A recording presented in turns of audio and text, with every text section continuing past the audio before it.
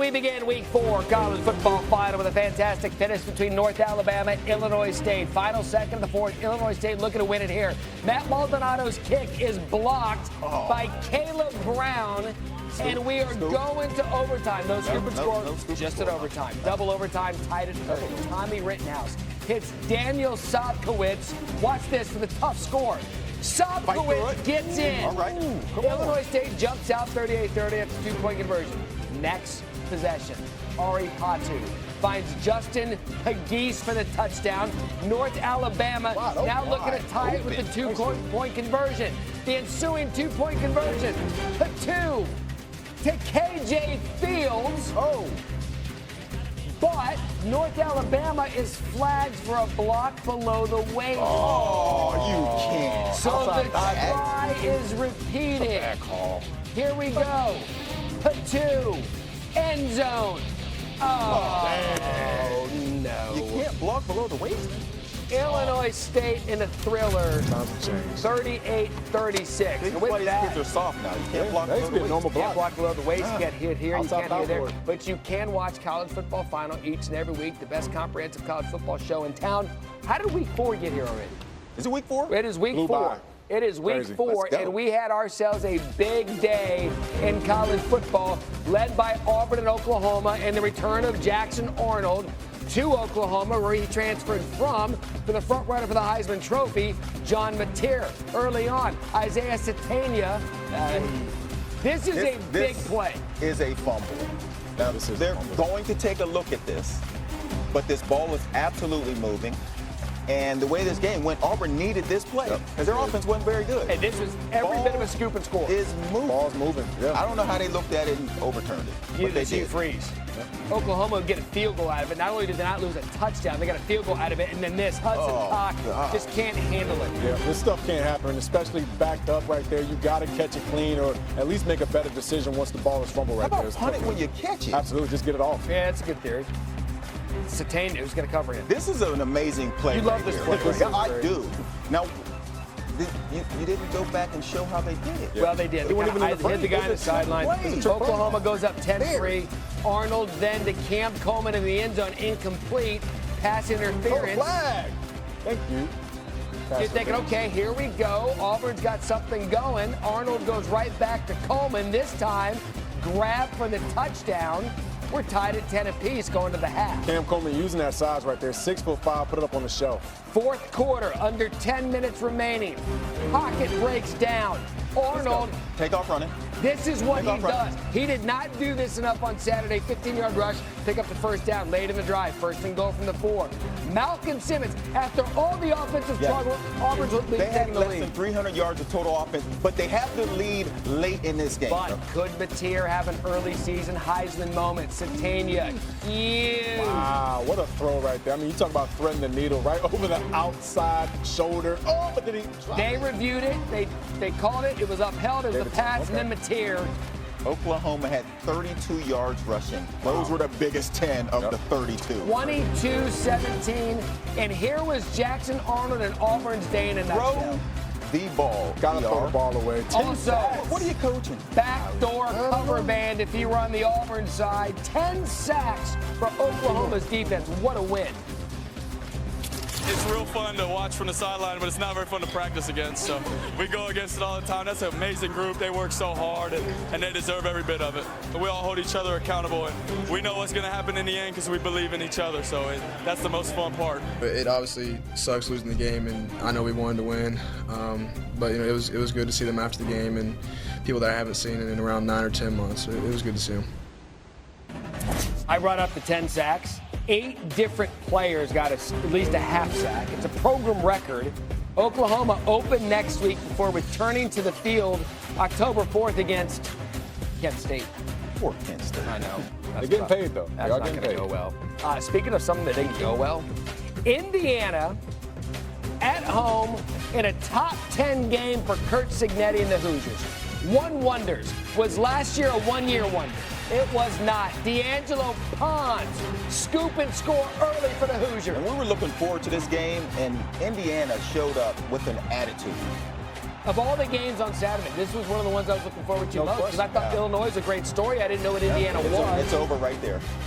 And, well, you're not kind of wrong. Game over. But Luke Altmaier in Illinois trying to get back in this one. Colin Dixon free down the field. Here come to fight in the line. I tied it set. Yeah, an obvious coverage bust right there by Indiana. Coach Cignetti's pissed off. What's going on? But here comes Fernando Mendoza, and this is the point where Indiana would not look back. Omar Cooper Jr. gained a 39. Omar Cooper Jr. is one of the best receivers in the country. Probably doesn't get as much credit as he deserves, but offensively, man, he's really He ain't hiding anymore. They've got a Surratt out there. They've got a little bit of everything. Cooper Jr. 14-7 lead. And I love the stream by the receiver right there. Lead blocking on the smoke screen. Cooper Jr. takes it in. I mean, even Riley Nowakowski was getting in on it.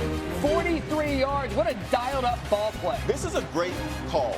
They blitz. Yep. You want to run a screen when they're blitzing because now there's no one on the back end for the offensive line to block. I can't illustrate how big of a beating this was. Goodness. I mean, Matt, they got 312 rushing yards, too.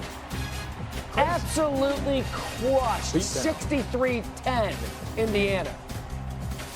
You never look satisfied on the sideline. So what will you take from this dominating victory over a top 10 ranked opponent to open up Big Ten play? We got done what we wanted to get done. It was a dominant game. You know, we played from the first play to the last play, and it's a good win. You know, we've done a lot of great things here in a short amount of time with the crowds and the support and all that. It's another step forward for us, and get ready for the next one. All right, now all the superlatives for Indiana. Record night, 63 points, most versus an AP top 10 team in Big Ten history. Wow. It's also the fourth time that Indiana has scored over 60 points since Cignetti took over last season. That's the most in FBS. If they want me gone, if they tired of winning, they can send me on the way because that's all we've done is win. So if they tired of winning, we've won this league 8 out of the last 10 years. Is that not good? I'm just asking, is that good? I don't know if that's good or not. To win your league 8 out of 10 years, to go to the playoffs 7 out of 10 years, to be in 4 national championships, win it twice. Yeah, we're a little down right now. Take your shots, but I got a long memory, in case y'all don't know. I mean, if Clemson's tired of winning, they can send me on my way, but I'm going to go somewhere else and coach. I ain't going to the beach. Hell, I'm 55. I got a long way to go. All right, here's where it gets awkward. Yeah. That was earlier this week. So then Clemson takes the field at home against Syracuse, get this thing back on track.